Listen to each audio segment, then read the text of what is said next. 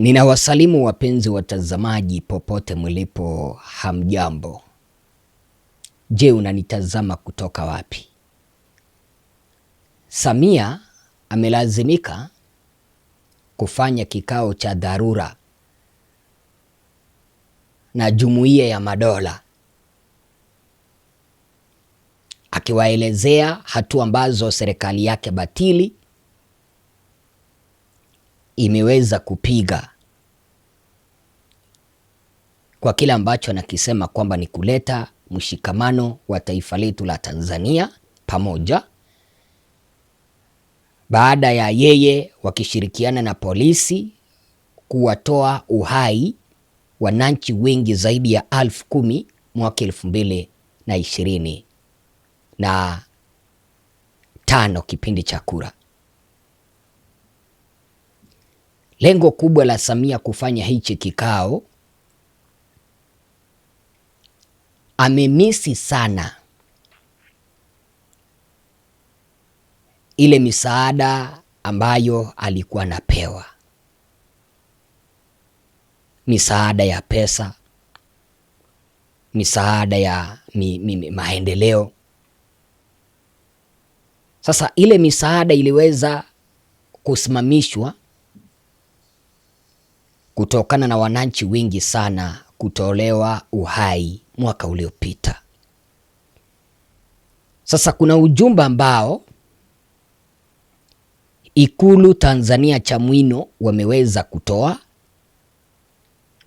baada ya Samia kufanya hicho kikao na wajumbe hao wa Jumuiya ya Madola wakiongozwa na aliyekuwa rais wa Malawi Lazarus Chakwera.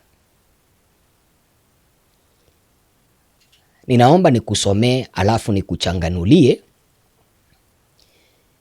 kwa sababu Samia anasema eti kwamba yeye yupo tayari kuleta taifa la Tanzania pamoja kwenye mshikamano, lakini viashiria vyake vinaonyesha hayupo tayari. Jinsi ambavyo unaona hapo, barua hiyo ikasema hivi: Dar es Salaam, taarifa kwa umma. Rais Samia akutana na ujumbe wa Jumuiya ya Madola. Rais wa Jamhuri ya Muungano wa Tanzania Mheshimiwa Dr. Samia Suluhu Hassan leo amepokea ujumbe maalumu kutoka kwa Katibu Mkuu wa Jumuiya ya Madola Bi Shelley Ayokor Bochwey, uliowasilishwa kwake na mjumbe maalumu Rais mstaafu wa Jamhuri ya Malawi Mheshimiwa Dr. Lazarus Chakwera, Ikulu jijini Dar es Salaam. Ujumbe huo pia umeainisha maeneo ya kipaumbele yanayofuatiliwa na Jumuiya ya Madola, ikijumlisha uwazi na ushirikiano katika tathmini ya matokeo yaliyojitokeza wakati na baada ya uchaguzi mkuu wa Oktoba mwaka 2025, pamoja na kupanua ushiriki wa kisiasa, kuendeleza majadiliano ya vyama na kuimarisha uwajibikaji wa taasisi. Katika ujumbe wake, Katibu Mkuu Bochwey amesisitiza dhamira ya Jumuiya ya Madola kuendelea kushirikiana na Tanzania katika kuimarisha misingi ya demokrasia, utawala bora wa maridhiano ya kitaifa, kufuatia matukio yaliyojitokeza wakati na baada ya uchaguzi mkuu wa mwaka 2025. Ameeleza kuwa Jumuiya ya Madola inaunga mkono juhudi zinazoendelea nchini na iko tayari kusaidia kujenga mazingira ya kisiasa yenye utulivu, ushirikishwaji na kuaminiana kupitia mazungumzo na mageuzi ya taasisi. Akizungumza wakati wa kupokea ujumbe huo, Samia Suluhu Hassan amesema Tanzania inaendelea kushughulikia hali hiyo kupitia kwa taasisi zake, akizitaja hatua mbalimbali zilizochukuliwa na serikali, ikiwemo kuunda tume huru ya uchunguzi kwa lengo la kurejesha utulivu na kuimarisha uwajibikaji nchini. Amebainisha kuwa matokeo ya tume hiyo yataongoza hatua zinazofuata ikiwemo uwajibikaji, maridhiano na mageuzi ya taasisi, huku serikali ikiendelea kusimamia mchakato wa maridhiano ikiwemo majadiliano kupitia majukwaa yaliyopo kisheria na ushirikishwaji wa wadau mbalimbali.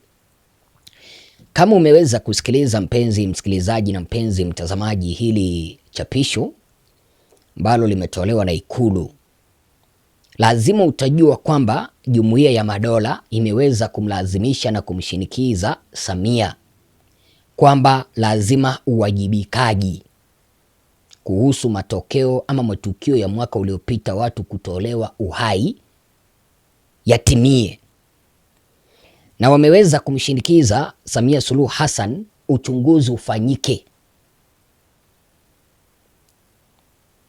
Alafu kisha wakamwambia kwamba Jumuiya ya Madola itashirikiana na serikali yake endapo mambo hayo yatatimizwa. Sasa hapa penye serikali ya Samia inasema kwamba Jumuiya ya Madola imeweza kusema kwamba itashirikiana na Tanzania au itashirikiana na serikali ya Samia katika kuhakikisha kwamba demokrasia au kuimarisha misingi ya demokrasia na utawala wa maridhiano ya kitaifa kufuatia machafuko yaliyopita. Unajua ni nini?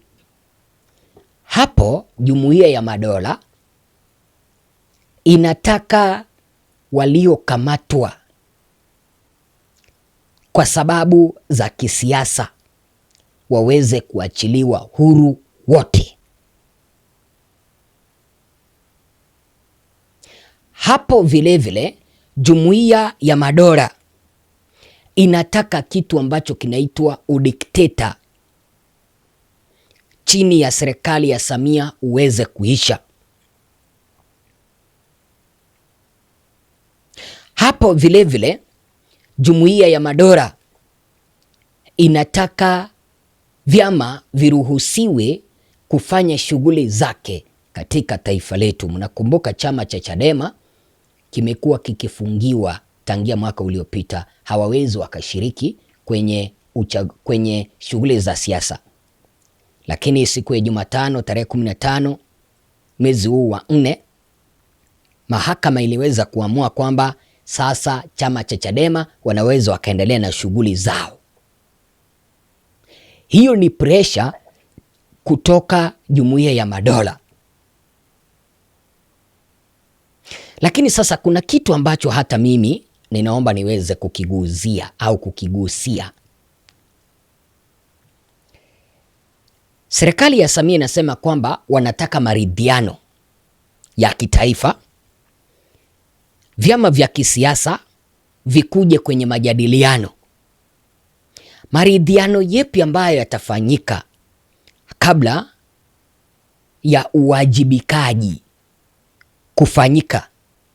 Waliohusika kuwatoa uhai ndugu zetu mwaka uliopita wakamatwe, kwa sababu wanaendelea kutembea tembea hapa nje. Kuna kikosi ambacho kimeundwa maalumu na Samia Suluhu Hassan na mtoto wake, kinaendelea kuwateka wananchi. Hicho kikosi kivunjwe na waliokuwa wanawateka wananchi wakamatwe, wachukuliwe hatua. Familia zile ambazo ziliweza kupoteza ndugu zetu zipate fidia. Samia na wenzake waliopanga na kuratibu kutoa uhai ndugu zetu wafunguliwe mashtaka. Hapo ndipo tunaweza tukaingia kwenye mazungumzo ya maridhiano ya kitaifa. Lakini haya mambo ambayo wanajaribu kudanganya Jumuiya ya Madola, Commonwealth, eti kwamba wameweza kuunda tume ambayo itakayochunguza matukio yaliyotokea mwaka uliopita. Mpaka sasa hivi yapita karibu miezi 4, tunaelekea miezi ya 5, hatujawahi pata matokeo ya tume ya uchunguzi ya Othman Chande, alafu wanataka tuamini kwamba hiyo tume itakuja kuleta matokeo bora na eti kwamba matokeo yake yatatoa mustakabali wa taifa.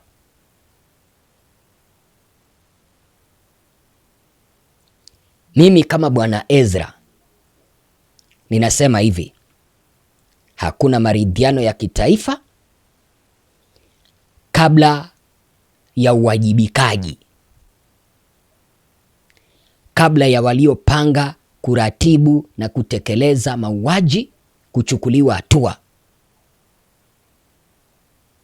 kabla ya waliopanga, kuratibu na kutekeleza mauaji kufunguliwa mashtaka,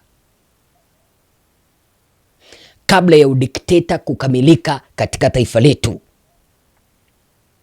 Hakuna maridhiano ya kitaifa kabla ya polisi kuacha kutumia nguvu kupita kiasi. Hakuna maridhiano kabla ya Tundu Antiphas Lissu kuachiliwa. Lazima Tundu Lissu aweze kuachiliwa ndiposa tuweze kuingia kwenye mazungumzo ya kitaifa. Hatuwezi tukaendelea hivi.